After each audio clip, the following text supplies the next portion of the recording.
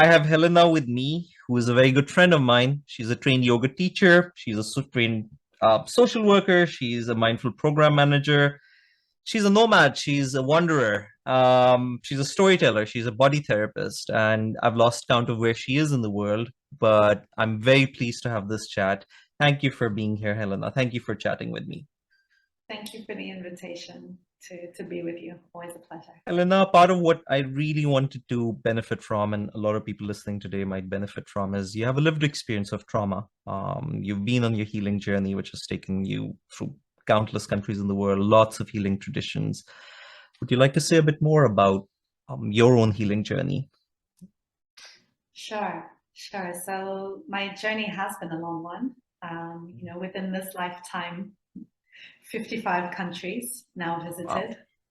Yeah, someone asked me, how many countries have you been to? And I'd never counted. I had to actually count them up. It's like 55. I think I've lived in 8. One of the things that has been really beneficial for me in processing things that I've experienced is the Buddhist tradition, Mhm. working with things like no self principles, impermanence, and of course reincarnation. And I think one of the things that's recently been introduced to me as a concept that's been really useful is this notion of our shared ancestry of nomadism, right? Mhm. Because going back to the dawn of human civilization, we were nomadic. Urbanism is a very recent invention of humans. Over the years, as I've moved around, there has been this real interrogation of how do you feel connected? Whether that's in an urban place where perhaps other people have more permanent structures, or at least outward structures. They have that place where they're from, that culture, that nationality, family, home, rootedness in Mm. one place, which I didn't experience growing up. To give a bit of context, I don't know if you know this about me, but my father was Irish, my mother was Mhm. Zambian, I was born in Zimbabwe. My first passport, the picture was me in a crib. The Mhm. signature panel says infant unable to sign. I've been Mhm. flying transatlantic long haul since before I can remember, moving around. And it's, different schools, different towns, places where you don't speak the language. And it's, Mhm. well, who are you? What is your culture? Having grown up feeling Yeah. very displaced and very lost. And Mm. finding that a painful thing to have to deal with, because when I tried to discuss that within my family, it wasn't a conversation topic. Mhm. I was told very explicitly that I was lucky to have Mhm. had so many rich and diverse experiences and that it was a gift. And what am I complaining about? Just get on with Mm. things. Mm. And study hard, work hard, and the world will be your oyster. And you're like, Mm. okay, I'll do that. Your entire life is trying to achieve your way to a better future.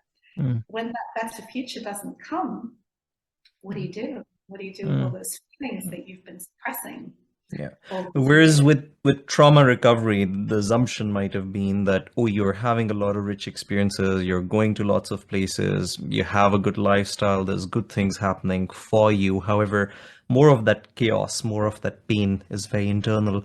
What might have been some of those things, or some of those healing traditions that you yourself have most benefited from? Hmm. There have been a lot. So, Mm. as I was saying, this connection to nature has been Yeah. paramount for me. I think everything has flown out of that. Mm.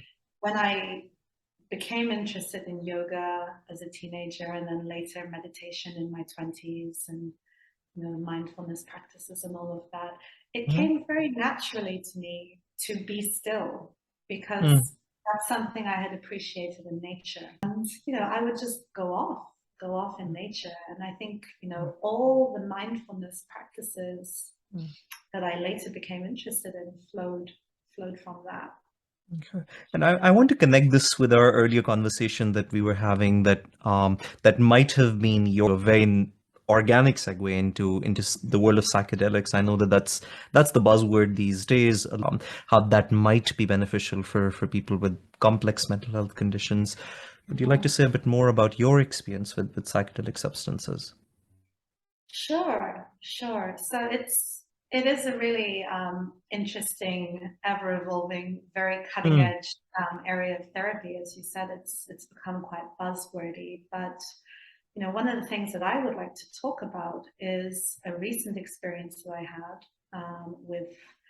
It's known by various different names. Bufo alvarius is what mhm, um, it was given to me as. People also call it sapo, which means mhm, toad in Spanish. As I'm speaking to you now, I'm actually in Mexico, on the mhm, Pacific coast of Mexico.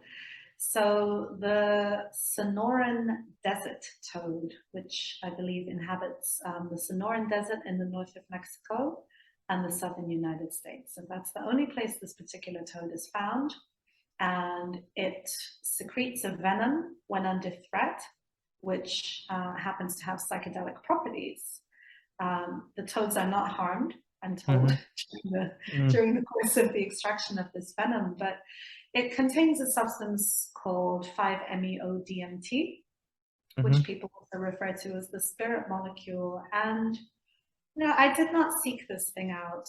It came to me through chance, happenstance, kismet, call it whatever you would, but I mhm, found myself in a place where they happened to offer ceremonies in this. And when I read the description of it, I thought, oh, that's really interesting. You know, this anecdotally has an incredibly healing effect on anxiety. You know, you read mhm, these stories from people who have long-term issues with anxiety, with depression.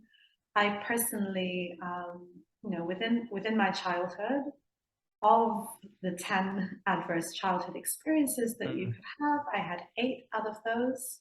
It doesn't matter which ones they are. No need to dwell on that. But you know, difficult things that I lived through, and really no space to examine any of that. I didn't even identify myself as a person who had experienced trauma until, you know, the last, I'm going to say 3 years, as the likes of Brené Brown and all of these mm, wonderful teachers and therapists have entered the discourse, and I started to read more about these things. I realized, oh yeah, I lived through all of that, but my mm, attempts to talk about those things were shut down. mm, Oh, I lived with people who normalized the really deeply traumatic things that happened to me and left me with no space to heal from or recover those things from those things, right? And it's okay, you're reading, somebody smokes this toad venom, you smoke mm, it through a glass pipe. mm, It's a 20-minute, for want of a better word, trip, you know, mm, so you're not going to take this and be off your head for days. Where I had the ceremony, it was a very safe space with just me as a mhm, participant, a male and a female facilitator holding that space for me. We were within a teepee, under a tree canopy, under a blue sky. They used sound healing as well. They had gongs and they played, you know, very beautiful music for me.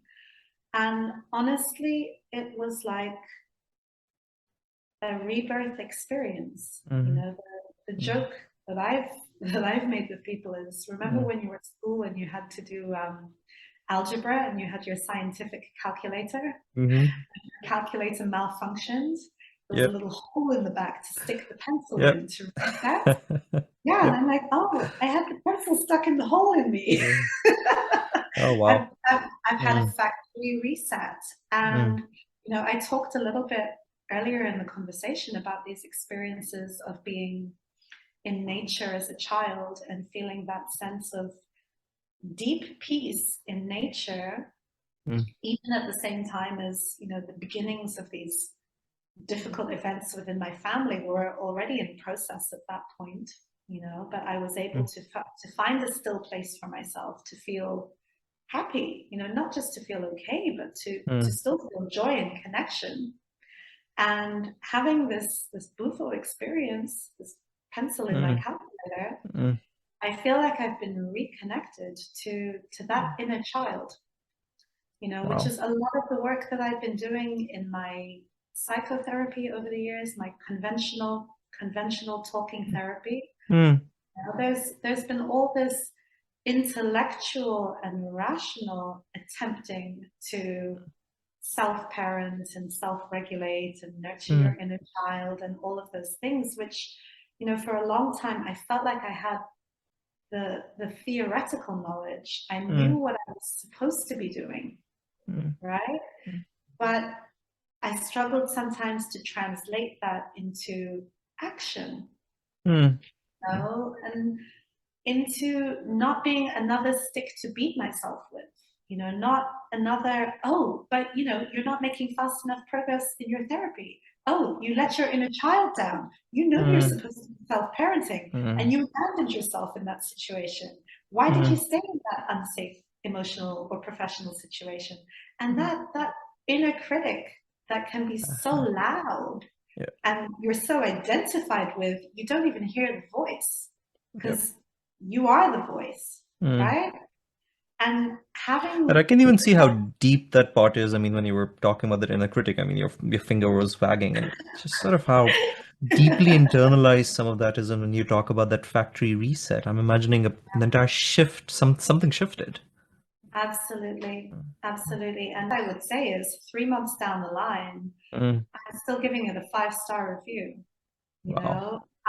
I'm still Mm. noticing the effects. I've struggled like many people who have a trauma history with sleep issues over the Mm. years. So either the chronic insomnia and inability to sleep, going into this real overactive cogs whirring, can't Mm. come down sort of mode, especially with the sort of work I do, right? Which is also really intense. I work for NGOs, I work for Mm.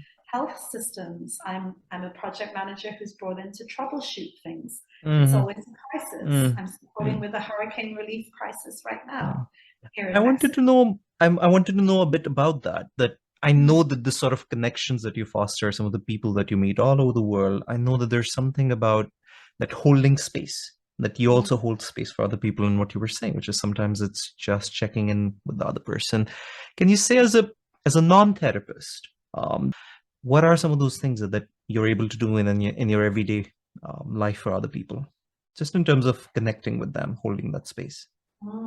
It's a great question, Omar. And I think, I have to bring it to the foundation, which Mm. is you're not going to be able to hold that space for other people in a healthy way without it becoming burdensome for you or creating resentment in you if you're not able to hold that space for yourself, Mm. right? So Absolutely. if you're not able to check in with yourself and Mm. know how you're feeling in a moment, know what Mm. you're capable of giving in a Mm. particular moment, and still having resource left for yourself, you know, you're not going to be able to hold space for other people in a way that helps, right? Rather than adds to their burden as well. There have been times in the past where I've overcommitted myself, I've overpromised, and I've ended up professionally burnt out. I've ended up resentful in personal relationships, terminating friendships, Mm. terminating relationships, because I gave and I gave and I gave, and people weren't even necessarily asking me to, but they just Mm. became so used to me giving that Mm. they Mm. kept taking. And they don't know it's costing you, Mm. especially if you don't know it's costing you until it's too late. Yep. So, one of the ways I've been trying to hold space for people here as well as checking in, asking people, how are you doing? You Mm. know, did you get enough sleep last night? Have you Mm. eaten anything today? Have you Mm. spoken to anyone who's outside of this crisis? Mm. Right? Just someone who Yep. knows you, who's not Mm. here Mm. fighting the same fight that you are, Mm. just getting some support from outside of this situation that can feel like a snow globe, like a pressure cooker, Mm.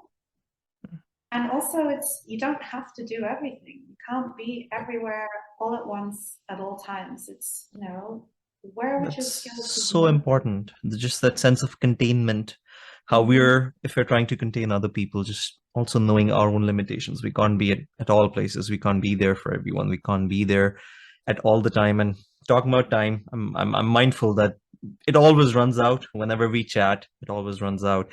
I hope you and I will have another conversation. There's so much more I want to know from you, and there's so much more that you have to offer. And I hope we'll be able to have another chat. I would love that very much, Omar. Thank you for speaking with me today.